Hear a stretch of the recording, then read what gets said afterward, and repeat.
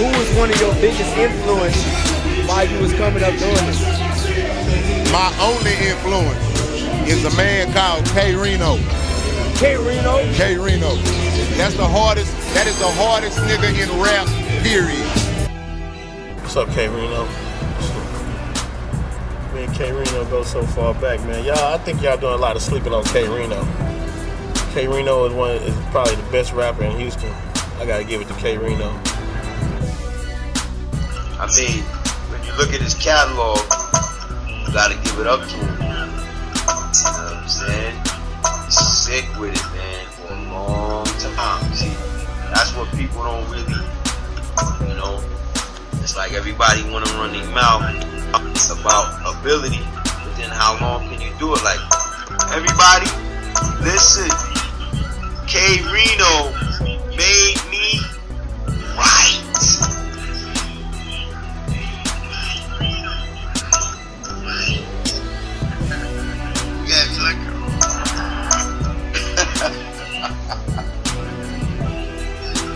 He made me spaz the fuck out. I name a whole bunch of people y'all don't know. The Hard Boys. You know, K-RINO. I started naming people y'all be like, man, what's this country motherfucker talking about? That's what I'm talking about, man. Real raw lyrics from a real MC, man. We don't talk about what we done because we still doing it, you know what I'm saying? K-RINO, South Park Coalition. How y'all doing? My name is K-RINO. I'm with a rap team called South Park Coalition. I don't advise nobody to take the approach that I'm taking, but if you're scared to be a part of something that's going to benefit everybody in the long run, then you need to leave the room now because we're not taking no prisoners, straight up. K-RINO was born in Houston, Texas. He grew up on the south side of town where he took an early interest in sports and music. You know, Eric, I call him Eric because that's just what I call him, but Eric was a good kid. He was strong-willed. He's always been the type of person. He had his own mind and he was not pressured by others. He always did what he thought was the best thing for him to do. He was really an outstanding young man. Even as a baby, he was a good baby. He was a good kid.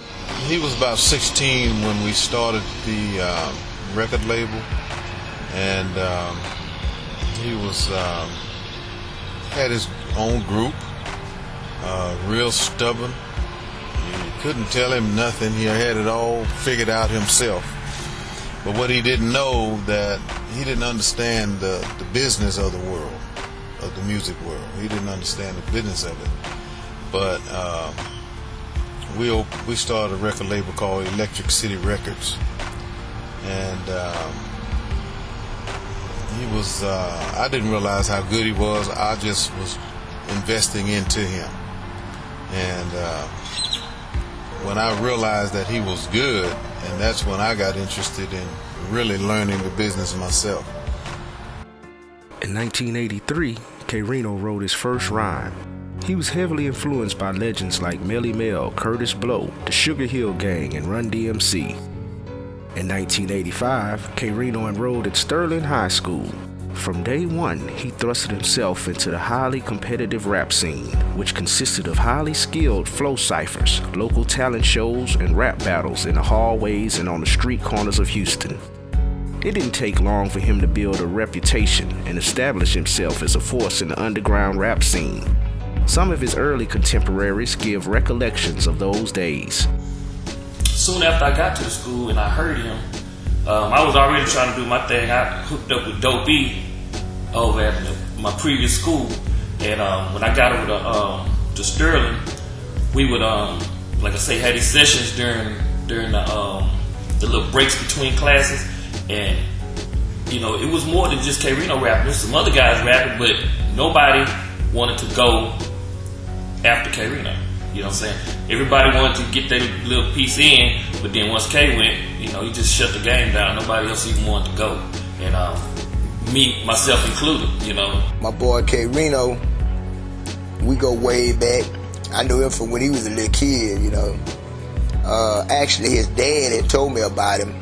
One day his dad brought him to me and I got a chance to check him out, listen to his music. he had 2 more little dudes with him. They was getting ready to take some black and whites. And he had asked me could he use my jewelry to take his black and whites, because you know I used to have a lot of diamonds and jewelry I used to wear. And so I was like, yeah, I was proud of him. Back then, he wore a lot of jewelry. So I let him wear my stuff for his pictures. That's when they were taking black and white flats. So you know right then that Reno been doing this thing a long time. He was taking black and whites. That day, that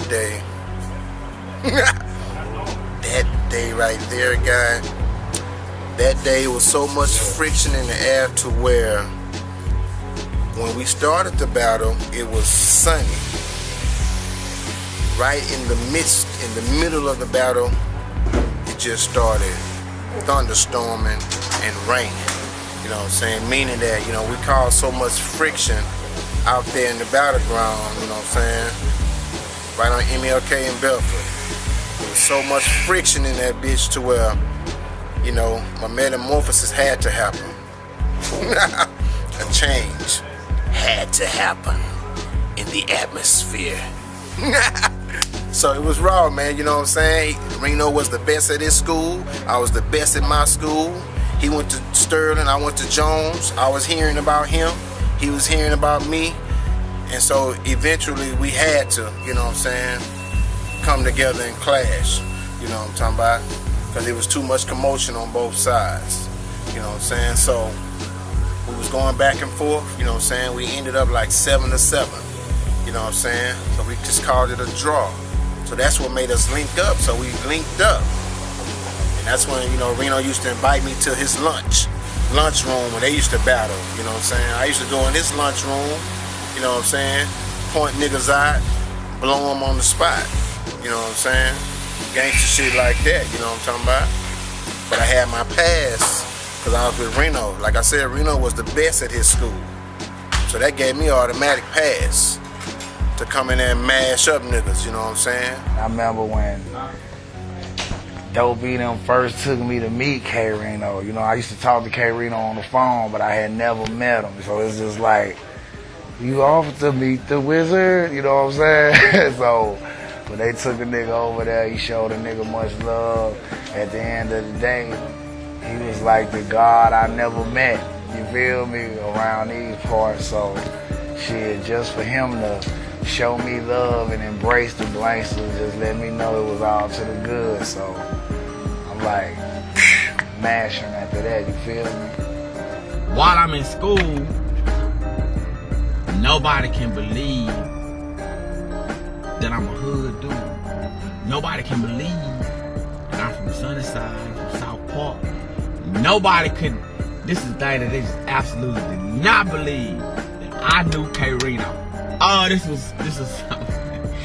Dog, them niggas did not believe me. They called me all kind of lies. I was just like, man, I'm telling you, dog, like, nigga, listen to my style. I'm telling you, dog, I know Reno. So now it's time to record the album. We get to the last cut of the album. I said, man, I'm gonna do a posse cut. I'm gonna call all my partners and Reno. They say, who on the song? I said, nigga, Reno. They say them niggas, of course they pose to say they not. Them niggas was nervous, dog. My first recollection of K-RINO was he did a project called COD with the terrorists. And I remember Jody caught us at a club one night. I think I was somewhere Friday night, and he caught us saying, hey man, we'd love to come by.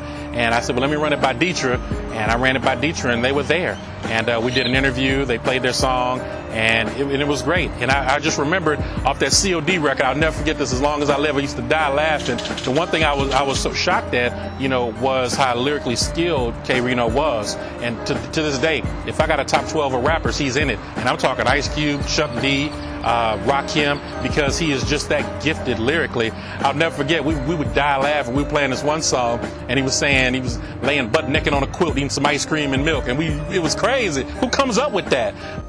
Now, 3 decades later, K-RINO has solidified himself as an underground pioneer with over 30 projects and fan support all over the globe. He continues to raise the bar as a lyricist, a storyteller, and an activist, and shows no signs of letting up.